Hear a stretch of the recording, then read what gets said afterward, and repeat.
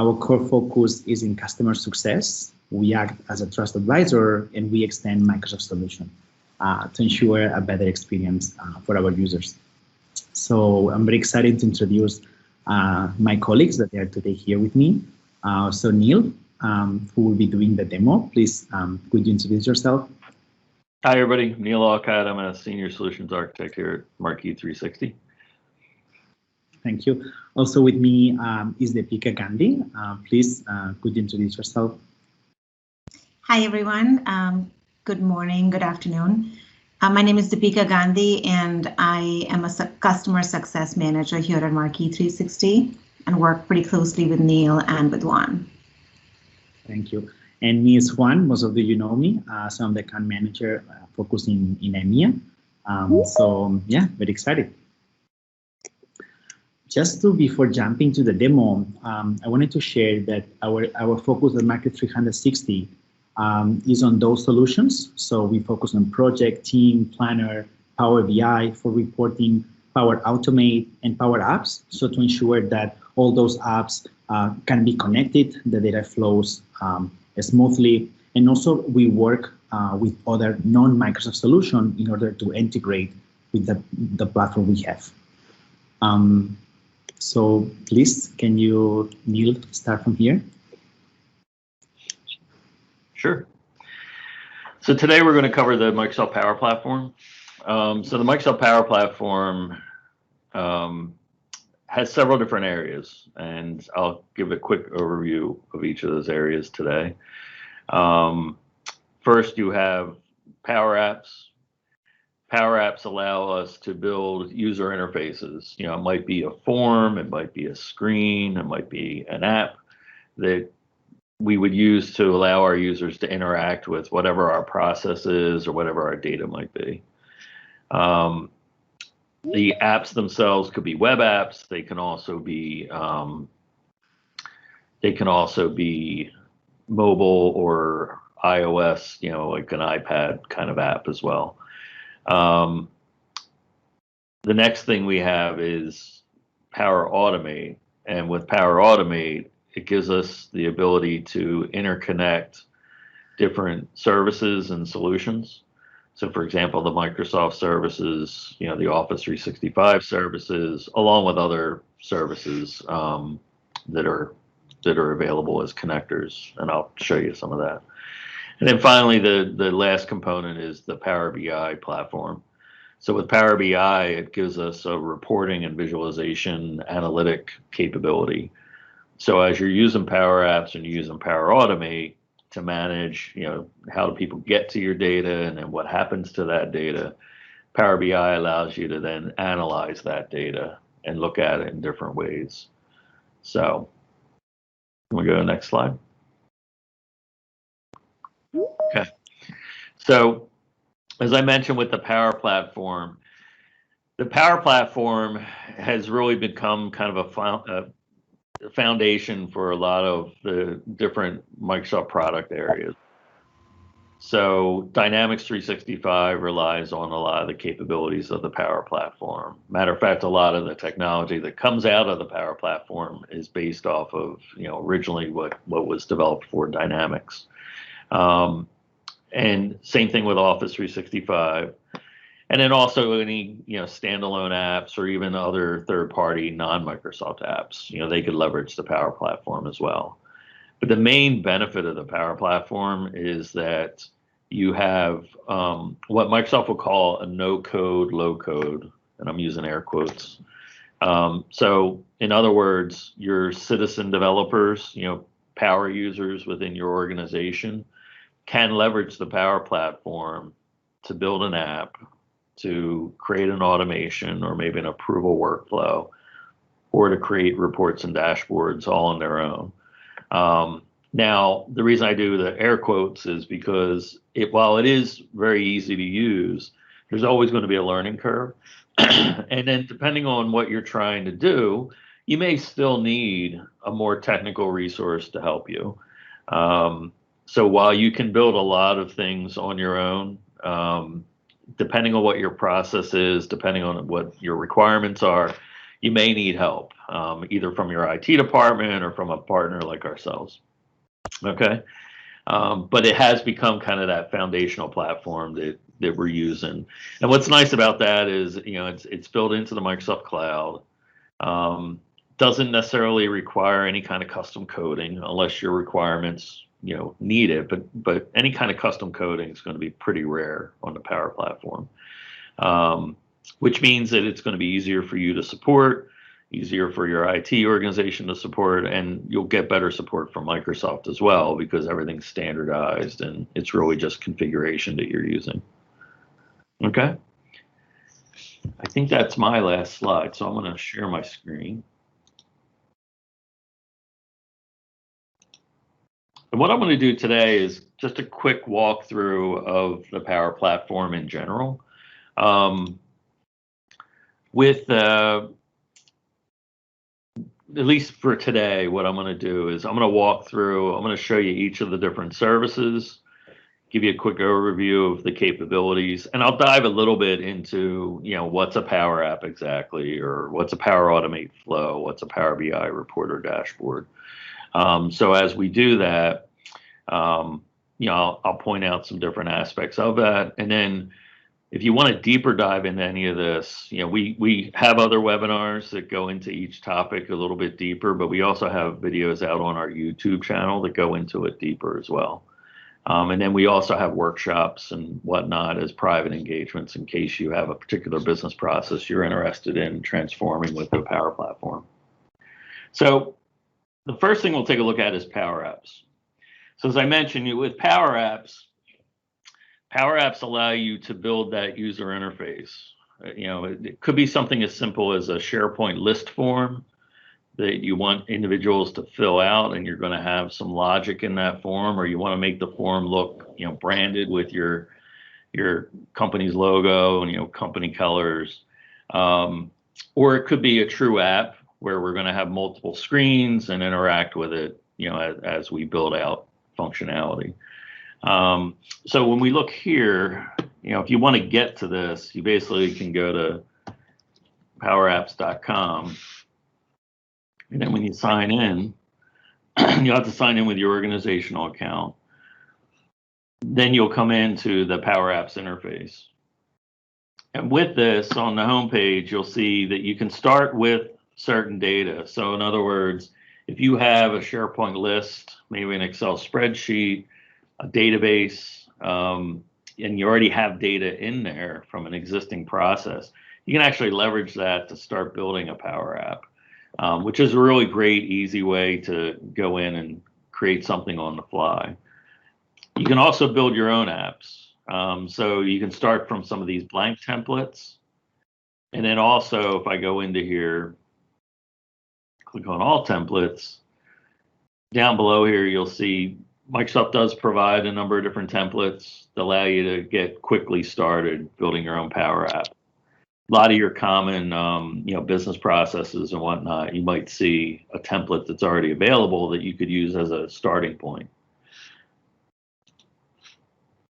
But for Power Apps, fundamentally there's two different types of Power Apps, right? There's one that's called a Canvas app, and then there's another one that's called a model-driven app.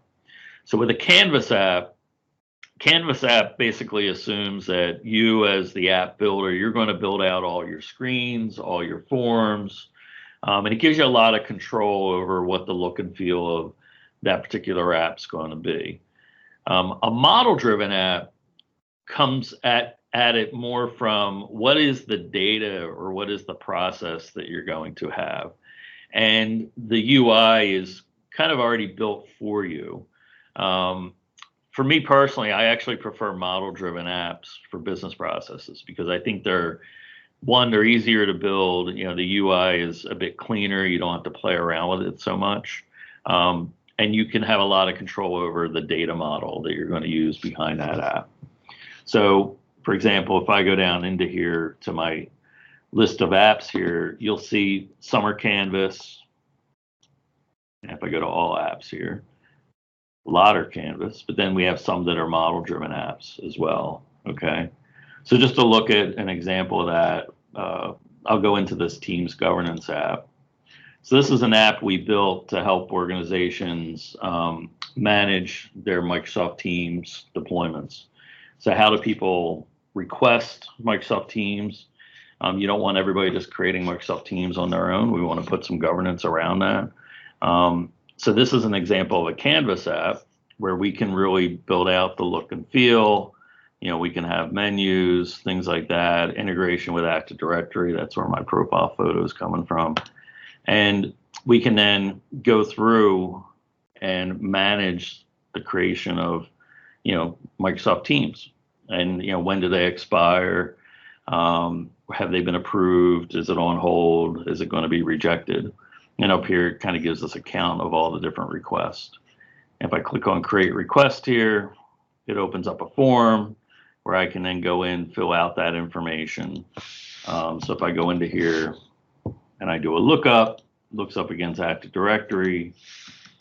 And then if I want to say who the members are going to be, I can go into here. I can spell your name right. There we go. Is it public? Is it private? What template is it going to use? So we have Teams templates set up in here. When do you need it by? And then when would it be finished? Or when would you just not need it by? And then you can put your team name, description, justification. So let me go into here, and I'm going to say this is our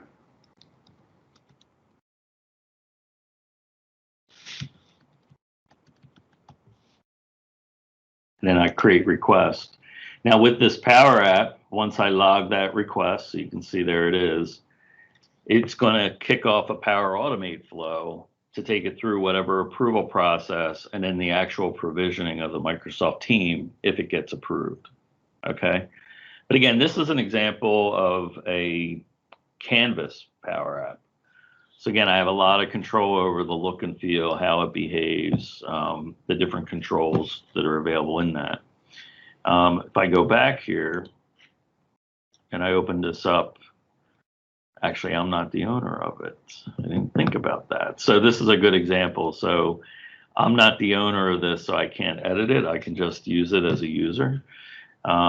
Let me go to one of these other ones.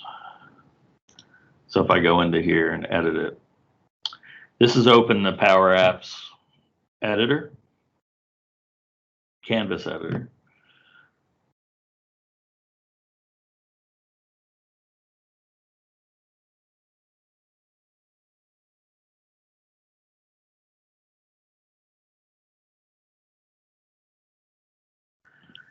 So when I go into the editor, you'll see a couple different things. Off on the side here is the structure of your app. So you can see this particular app has several different screens. We have a question. Are Canvas and model-driven apps both mobile friendly? They are, yeah. Mm-hmm. So the Canvas apps you can build to specific formats, like I want it to be a phone format or a tablet format or a web format. Model-driven apps are responsive out of the box. And again, that's one of the reasons I like model-driven apps. I don't have to play around too much with the format. I can just say I want to build a model-driven app, and this is what my data model is, and then I have control over the forms and everything else. But I don't have to play around with all the little details to make it responsive. Canvas apps, you do have to, it's more of a traditional app building. You're going to have to pay attention to what's responsive and how it's going to look and feel on different devices. Okay. But over here, you'll have the different screens and the different components on those screens. Up at the top, you'll have different controls that you can add. I'm not going to go through all these, but you get the idea. So you can add anything to a screen, and then you would configure that particular item. So for example, if I click on a control here, up on the toolbar, you'll see the different events related to that control, and then you can specify how it's going to behave. Very similar to object-oriented programming, essentially. But again, it's that no code, low code. This is where you get into some of the code, right? You'll see there's different formulas and whatnot that you could attach to that particular control that you might be configuring. How do you want it to behave? So that's a quick example of a Canvas app. Now, if I go to the model-driven apps, you'll see they look a bit different, right? So I'm going to go into here. I'm going to open this. This is our PPM 360 app, which is more of a project and portfolio management app. So when I go into here, this is an example of a model-driven app. And if you've used Dynamics, you'll notice it has that same look and feel, user interfaces, Dynamics. And over here on the menu, you can basically see the different items that are part of this particular app. Model-driven apps are based on the data model. So when you're setting up this app, I'm making a relationship between the app and the project request entity. And then what I have in here are different views that are set up and associated with that entity in the Dataverse. So Dataverse is the cloud database that's part of the Power Platform. And if I go down here to projects, you can see this is looking at all the projects, and we can have things like graphical indicators and whatnot. And if I were to drill down into a particular project, then I have subscreens where now I can get to more information. I have different tabs showing that information. Again, it's all based on that data model. What are the different tables in your data model? What are the relationships between those tables? And similar to what we saw with the Teams Governance app, you can have Power Automate behind this to automate any of the processes that you might have. All right. We have a new question. Can anyone build a Power App, or do you need a certain license or access? Good question. So in your Office 365 licensing, there is a base level Power Platform capability, particularly if you have an E3 or an E5 license. At that level, you can build Canvas apps, and you can build Power Automate flows using the standard connectors. And we're going to get into Power Automate next. If you want to build model-driven apps, then you're starting to get into some of the different licensing tiers. So there is a PowerApps per user, which allows you to create 2 apps plus 1 portal app. And then there's also a PowerApps, that was PowerApps per app. PowerApps per user is unlimited number of apps that you can build. So you really have to just take a look at what your requirements are, and then decide whether or not you need to go to a licensing model. All right. So next, I want to jump into Power Automate.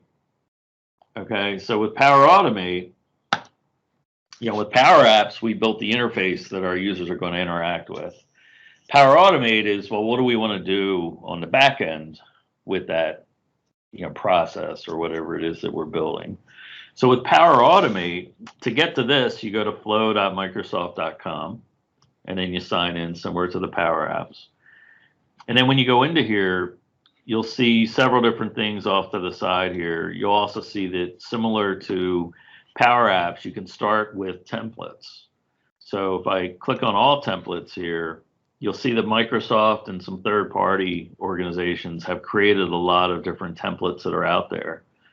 So if you're looking for, say you're doing something with Salesforce, you want to integrate Salesforce with some other tools, you can simply go in, search for a keyword, and then these are all the templates that include the Salesforce connector. Now, some of these connectors are going to be premium connectors, which require licensing, and some are standard connectors, and I'll talk about that in a minute. But this is always a good way to get started real quick with Power Automate. So you can just, click on whichever template meets your needs and then get started that way. The connectors, there's about 300, it might actually be over 300 different connectors that are available in Power Automate today. And what I'm a big Power Automate fan. I love Power Automate. And it really is, it's just a very powerful tool.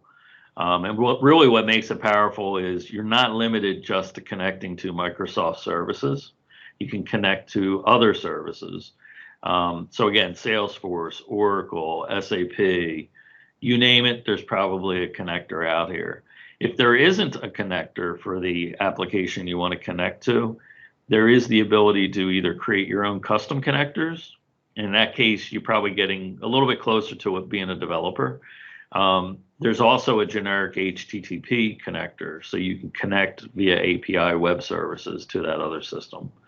But yeah, as you can imagine, if I scroll through here, there's hundreds of different connectors, and you can put them together to make that connection. So let's take a look at what a Power Automate flow might look like. Okay, so if I go to my flows here,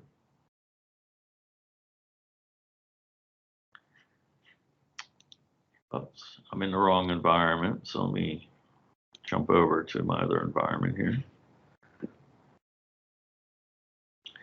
So here I have this content automation flow.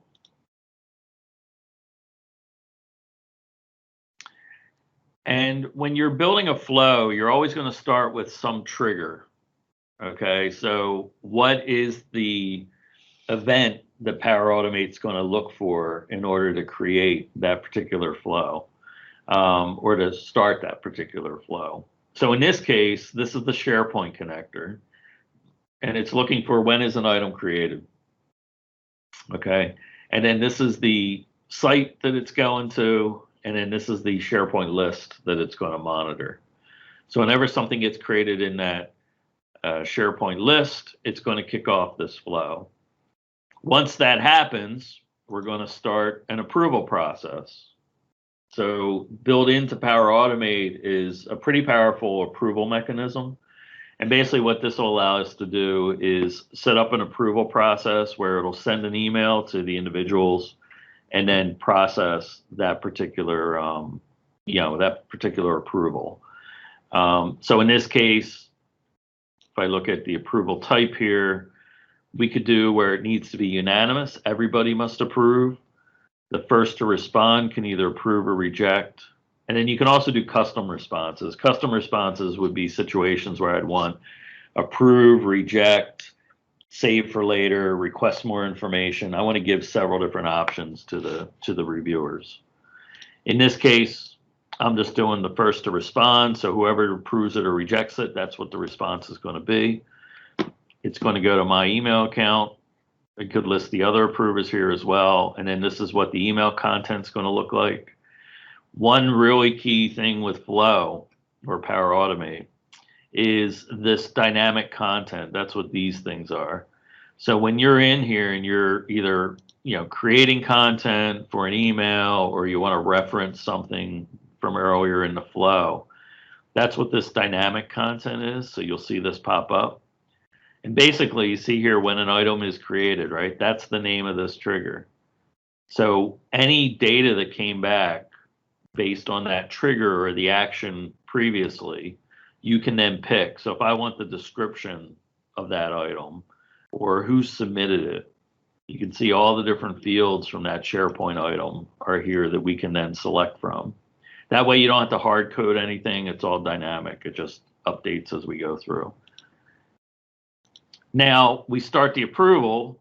After the approval, and it's either approved or rejected, we then have a condition here. So if the outcome is equal to approve, then we update the item. So its status becomes approved. And then here, this is an example where we're working with SharePoint, we're working with approvals, we update that SharePoint item, and now I'm going to connect the planner. So this is where Power Automate really shines, is in a single flow, you can connect to many different systems and you can pass information between those systems. So in this case, we're creating a task on Planner that is going to use the title of that SharePoint item as the task name. It's going to assign it to whoever's in the assigned to field on the SharePoint list. And then it's going to put it in the bucket for Planner, for the to-do bucket. So the way this would work is if I go into here, so I'm going into Teams, and this is an example. This is a SharePoint list that I have displayed in Teams. This is where that trigger is looking, right? So if I go into here and I create a new item, and I'm going to say this is the MIA webinar, sample flow, blah, blah, blah for my description. I'm going to be the requester. For the media type, I'll just do social media. And I'm going to assign this to Jarrell. And then I'm going to go ahead and save it. And if I go back to Power Automate, now one thing I should have did is you can put it in a test mode so you can actually see it running. But if I go back to here, down here you'll see if it kicked on. Now with flows, depending on your licensing, it watches those triggers every so many minutes. So if you have the standard Office 365 licensing, it's once every 5 minutes. If you have, there you go, you can see it's running now, it got triggered. If you have any of the paid licensing, then I think it goes down to either 3 seconds or, not 3 seconds, 3 minutes or 1 minute. So here you can see the item got created. It started the approval process. If I go to my email,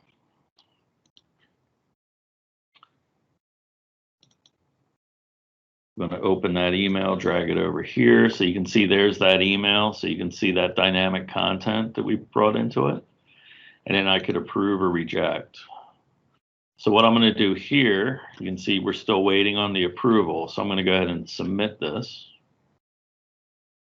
And we should see this pick up that change. So there you go. A little green check mark means it was successful. And then we look at the condition. So it was if it gets approved, so it's a yes. Now, if I rejected it, it would have went down the no path. And then you hear it updated the item. And then it created that task. So if we go back to our team, you can see it's now marked as approved. And then if I go to the planner plan, you can see it created a task for Jarrell on the planner plan. Okay. So again, just a quick example of a Power Automate flow. And you know, again, it's really powerful. I love it. It's a great tool. So, all right. Last but not least is Power BI. Okay, so with Power BI, so if we have an app, you know, we have some Power Automate flows to manage and automate our processes. Power BI allows you to then look in and at a higher level see what's going on with those different processes. So here, if I go into Power BI, with Power BI, you can have you know, lots of different reports and dashboards. I'm going to open up some project management reports and dashboards. But if I go into here I can then see and visualize that information. Now, it's very similar to Power Automate. Power BI has many connectors to different databases or different data sources. So if you wanted a Power BI report that looks at SharePoint content or you know, Office 365 content, Azure, Dynamics, that's all out of the box. But you could also connect to other databases, so SQL Server databases, Oracle, any of that. And you can also connect to OData as well. So if your system that you're interacting with and you want to visualize has web services that support OData, you could also connect to it that way. But again, it's all interactive. So depending on what I'm clicking on, you'll see that it automatically drills down to that particular area. And if I go here and I look at some other reports, you can kind of see some samples of what that data could look like. So each one of these items that you see in here, these are visualizations. So for example, if I go back to my workspace here,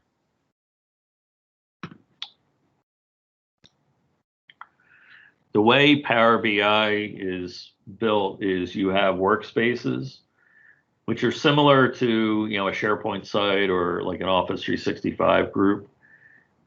These workspaces are where you would build your reports. And then best practice is you then add those reports to an app. You update the app, and then your users access that Power BI app to look at the reports. That way, you have a space where you can work as the report writer. You don't have to worry about people editing or changing your reports. And then in the app is where people will consume the reports themselves. So if I were to go in and open one of these reports, let's see. Let me open this guy up. So this is the reports we were just looking at. So now I'm in the web editor. And if I hit edit here, you'll see the visualization pane pops up, and so does the fields pane. So the fields are showing you your data source. What are all the different tables that are available to you? If I expand any of these, you'll then see the fields that are available in that particular table. And then over here, you have different visualization types. So there's probably about 20 or so that Power BI comes out of the box. But you can also go and you'll see this get more visuals. And there is a marketplace where you can then go in and you can download and add either some that are free and some that you have to pay for.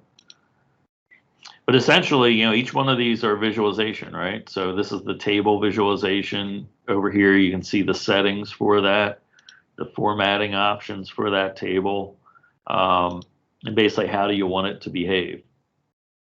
All right.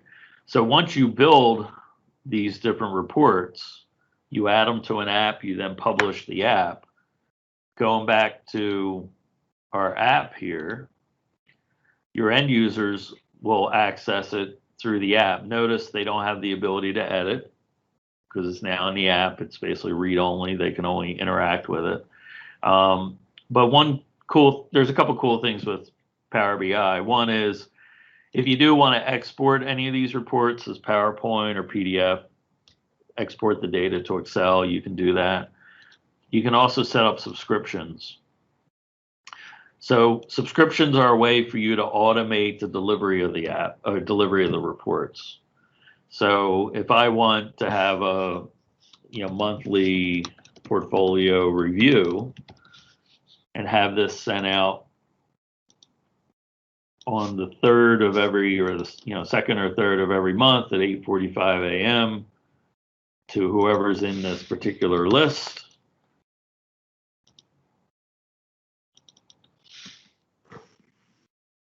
We have a question. It says, the portfolio report is a very interesting report. Is this pulling data from a project management application? It is. So this one's pulling from Project Online, Microsoft Project Online. And there is a second connected with this one. It says, is there a project status report as well? There is.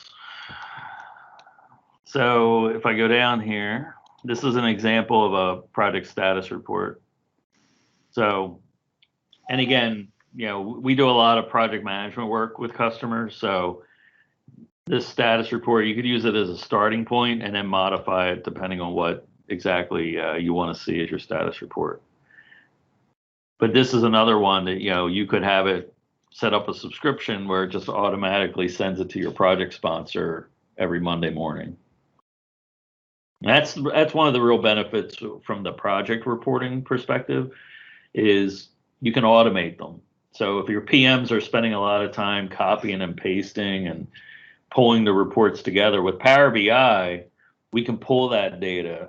So some of it might come from SharePoint, some might come from Project Online or another project management tool. And then we can combine it into a report and then set up a subscription and then email it to somebody. Okay. So that was my quick tour of the Power Platform. I could spend an entire day or a week talking about it, but I won't today. But as I said, we do additional webinars that go into each topic a little bit deeper. And then also our YouTube channel has a bunch of different videos related to that. So based on that, I'm going to hand it over to Deepika. You ready, Deepika? Yep. All Thanks, right. Neil. See ya.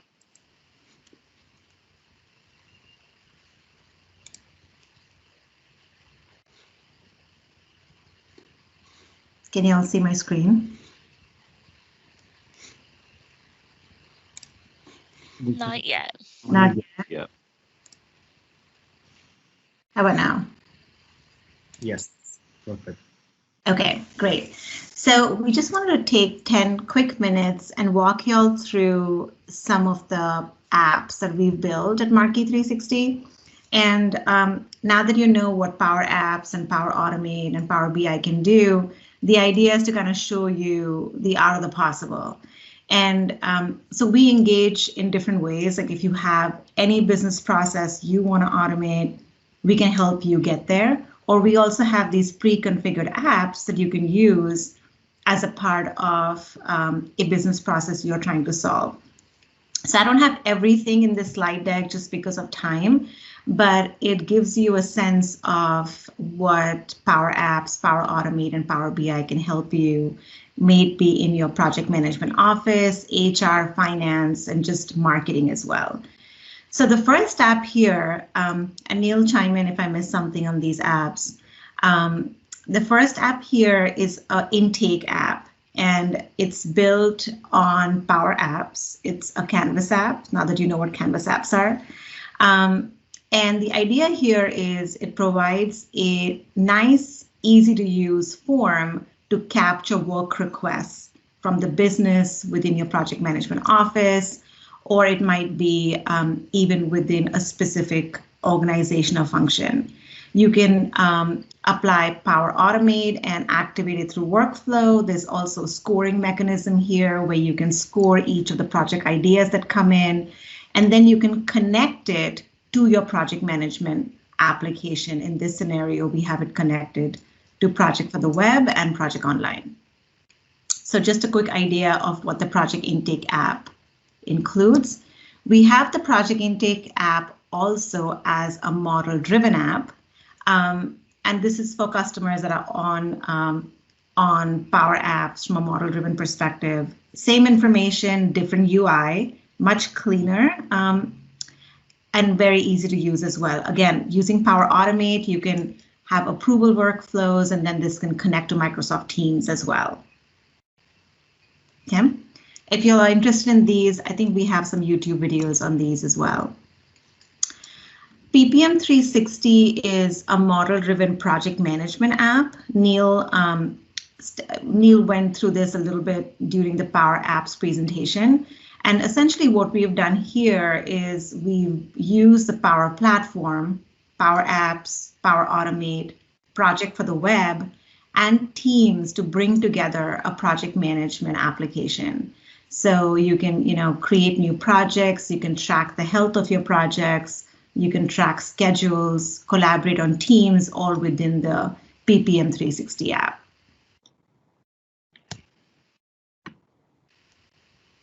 You can even add governance to the PPM 360 app, so you can have workflows going from one phase to another. We have a very specific PPM 360 demo on April 8th, and Juan and Erin can share some more information about that.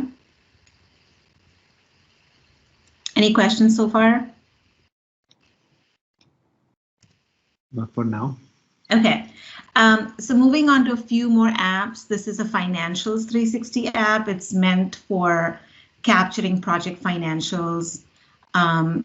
And Neil, would you say you can use this standalone? Mm-hmm. Yeah, you could definitely use it standalone. If you have, a good example would be if you have a process that's using an Excel spreadsheet today to manage, some of the financials, whether it's for your project or a particular process. This Financials 360 app is a good way for you to get similar functionality that you're getting from Excel, but kind of take it up to the next level so that you can put some automation behind it, and then also get better reporting and analytics with Power BI behind it. And then this can also be used not just standalone, but project for the web, other project management tools. Awesome. We have a timesheet app as well. It's a Canvas app, and this is also can be used standalone, right, Neil? And the idea here is to track time on a weekly basis, and something you can use PowerApps for. Again, approval workflows and reporting are all a part of these. The Teams Governance app, Neil demoed this app. It's essentially to help IT organizations to automate the creation of Microsoft Teams using certain templates.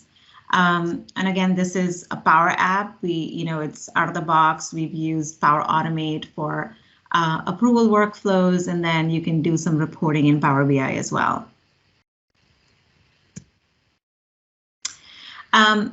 Neil mentioned Power Automate being used in various ways. So we use this in our suite of products called Connect 360. Essentially, we connect different applications using Power Automate.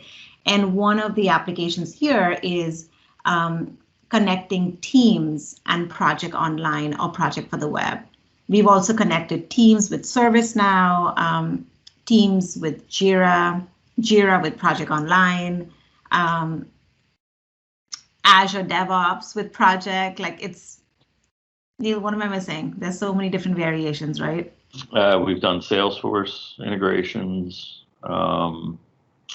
Yeah, I mean, again, any of those connectors that you saw allows you to start creating integrations between your different apps. So it's really powerful.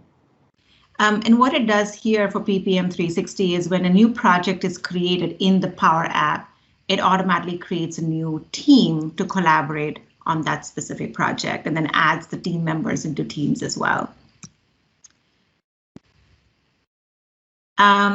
So that was a quick view into our Power Apps showcase. Before I hand it back over to Juan, I just wanted to mention that if you have any business processes that you want to automate and need assistance in doing that, we do offer workshops. So we work with you on your business process. We come up with, we map it out in terms of what that looks like, and then we'll build the app together using Power Apps and Power Automate. And depending on the complexity of the business process, we recommend a 3, 5, or 10-day workshop. And it's a great way to get started because it's kind of a mix between training and hands-on, and it can really help you jumpstart your Power Platform journey. So if you want to move forward with any of the Power Apps pieces, just let us know. We're happy to help. Any questions?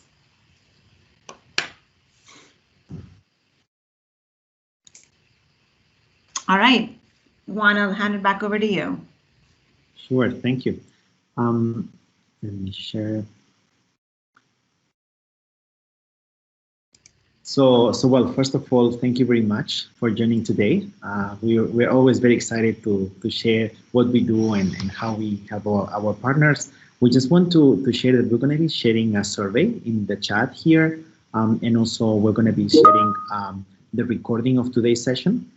So feel free to share with your team internally, and yeah, we just keep in touch by email. So if you need anything, further questions or one-to-one sessions, please don't hesitate to reach us out. Thank you very much and have a nice day.